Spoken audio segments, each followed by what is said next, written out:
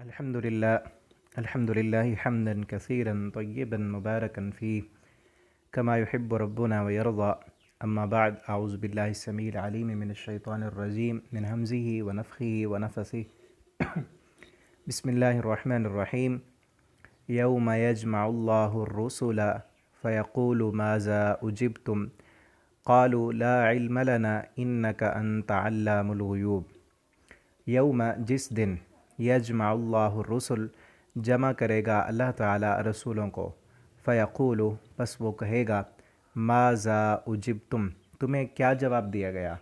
اللہ رب العالمین قیامت کے دن تمام رسولوں کو جمع کر کے ان سے پوچھیں گے کہ تمہاری قوموں نے تمہیں کیا جواب دیا۔ اس رکوع میں اور اس سے اگلے رکوع میں، یہ سورت کے آخری دو رکوع ہیں، قیامت کے دن کا ذکر ہے اور اللہ رب العالمین کی عظمت، اللہ رب العالمین کا جلال اور اللہ کا مختار کل ہونا، اس کا تذکرہ یہاں کیا گیا ہے کہ قیامت کے دن کسی کی نہیں چلے گی۔ اور آخر میں پھر یہ کہا گیا ہے کہ صرف جو ہے موحد، اللہ کی توحید پر چلنے والے، ان کو ان کی توحید فائدہ دے گی، باقی کسی کو کچھ بھی فائدہ نہیں دے گا۔ تو انتہائی اہم ترین سبق ہیں یہ دو رکوع، تقریباً 3 سبق ہمارے بن جائیں گے۔ یہ توجہ کے ساتھ سنیں اور اپنے دوستوں تک پہنچائیں کہ سب رسولوں کو قیامت کے دن ساری کائنات بھی جمع ہوگی اور اللہ رب العالمین خصوصاً پھر رسولوں سے پوچھیں گے کہ آپ کو آپ کی قوم تک بھیجا گیا تو ان لوگوں نے آپ کو کیا جواب دیا۔ تو رسول کیا کہیں گے؟ قالو، تو وہ سب رسول کہیں گے، لا علم لنا، اللہ ہمیں علم نہیں ہے۔ اور یہاں اس بات کا اندازہ لگایا جا سکتا ہے کہ انبیاء کے ساتھ ان کی قوموں نے جو اچھا سلوک کیا یا برا سلوک کیا، پیغمبروں کو تو اس کا علم ہے، لیکن یہاں کیوں کہہ رہے ہیں لا علم لنا، اللہ ہمیں علم نہیں ہے؟ اس کی دو چیزیں ہیں۔ ایک تو اس دن اللہ رب العالمین کی جو ہیبت ہوگی، اللہ تعالیٰ قیامت کے دن حدیث میں آتا ہے اللہ تعالیٰ اس دن اتنا غصے میں ہوں گے کہ اس سے پہلے اللہ کو اتنا غصہ نہیں آیا اور نہ اس دن کے بعد اتنا غصہ آئے گا۔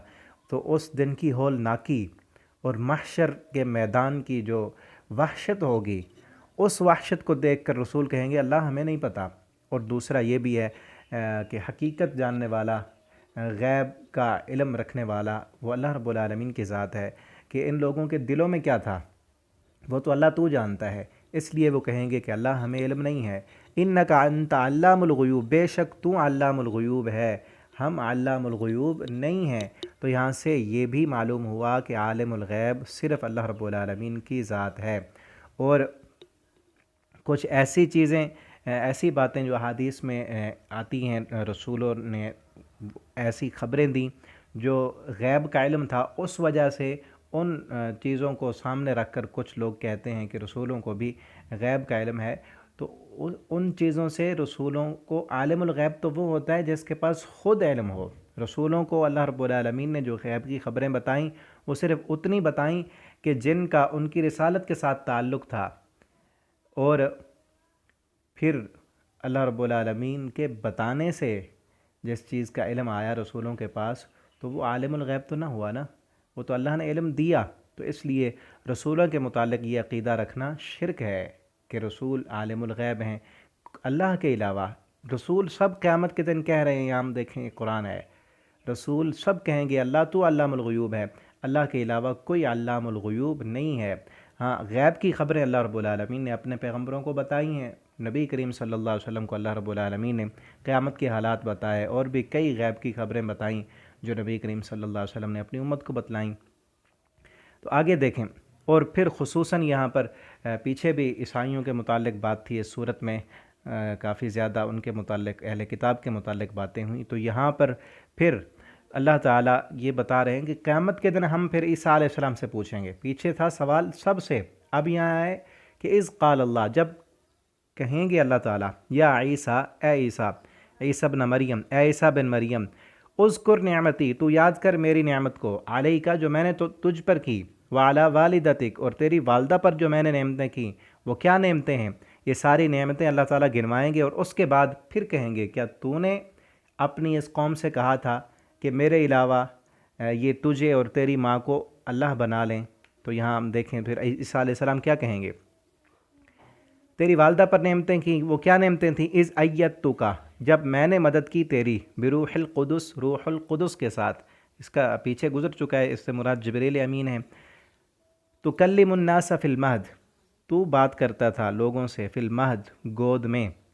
آگے آئے گا سورہ مریم کے اندر، عیسیٰ علیہ السلام جب پیدا ہوئے تو ابھی دودھ پینے کی عمر تھی، لوگوں نے جب الزام لگایا تو اس وقت عیسیٰ علیہ السلام نے خود بول کر کہا کہ میں اللہ کا بندہ ہوں، اور یہ میری ماں ہے اور یہ پاک ہے، یہ زانیہ نہیں ہے، گناہ نہیں کیا اس نے۔ وکہلن، اور پختہ عمر میں، جب عیسیٰ علیہ السلام آسمانوں سے واپس آئیں گے، پیچھے ہم پڑھ چکے ہیں اسی چھٹے پارے کے شروع میں، سورہ نساء جہاں ختم ہوتی ہے وہاں پر ہم نے پڑھا کہ عیسیٰ علیہ السلام کیسے آسمان پر اللہ نے اٹھایا، اور پورا واقعہ ہم نے وہاں پڑھا تھا۔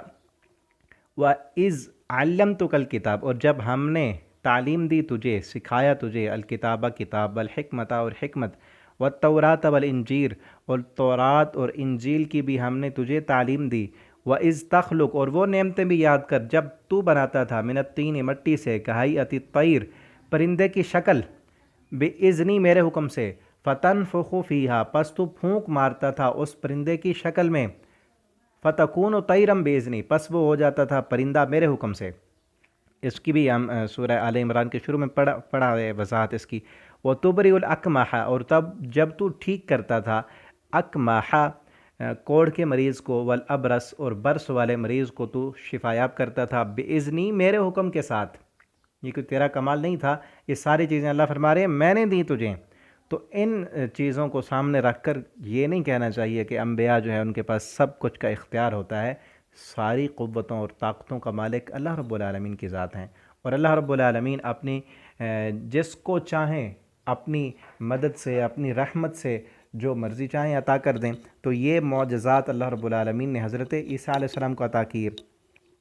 تو یہ ساری چیزیں اللہ تعالیٰ پھر قیامت کے دن یہ دہرائیں گے۔ وَإِذْ تُخْرِجُ الْمَوْتَىٰ بِإِذْنِی، جب تو زندہ کرتا تھا مردوں کو میرے حکم کے ساتھ، اور جب اِذْ کَفَفْتُ بنی اسرائیل میں نے بچایا تجھے بنی اسرائیل سے، عَنْکَ تجھے، اِذْ جِئْتَہُم بِالْبَیِّنَاتِ جب تو آیا ان کے پاس واضح نشانیاں لے کر۔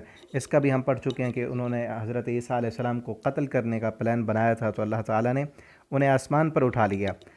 فقال الذین کفروا پس کہا ان لوگوں نے جنہوں نے کفر کیا، منہم ان میں سے، ان ھذا نہیں ہے یہ، الا سحر مبین مگر واضح جادو ہے۔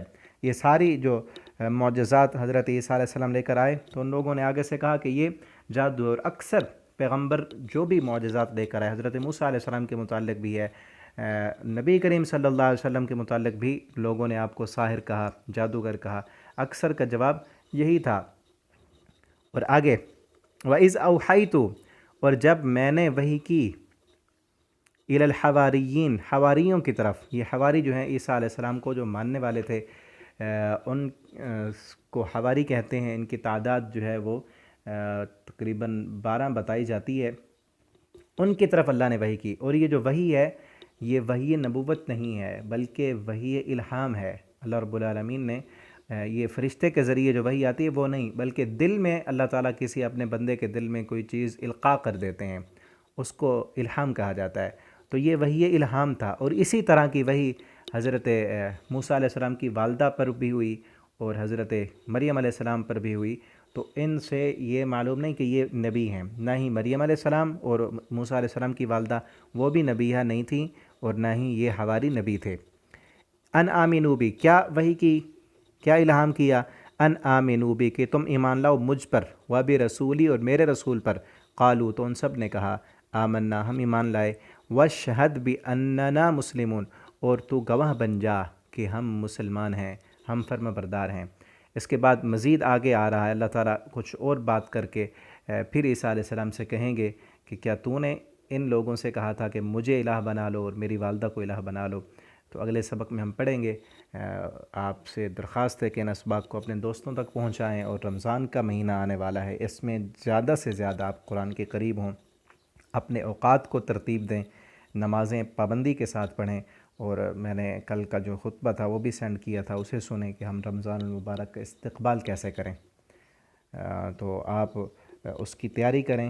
اللہ رب العالمین سے دعا ہے اللہ تعالی ہم سب کو قرآن پاک کو پڑھنے، سمجھنے اور اس کے مطابق زندگی بسر کرنے کی توفیق دے، اور کوشش کریں کہ اس رمضان میں کم از کم ایک مرتبہ پورا قرآن آپ دہرائیں، پڑھیں، اور جتنا ہو سکتا ہے ترجمے کے ساتھ پڑھیں، اور ان اسباق کو پیچھے جو ہم پڑھ چکے ہیں ان کو بھی دہرائیں، وہ بھی آپ تک پورے پارے جو ہے وہ شیئر کیے جائیں گے۔ آج بھی ایک پارہ ہم نے شیئر کیا تھا، وہ مکمل پارے انہیں بھی آپ دہرا لیں، دوبارہ سے سن لیں، تاکہ ہمیں وہ پچھلے اسباق بھی یاد ہو جائیں۔ اللہ تعالی ہم سب کو عمل کی توفیق دیں۔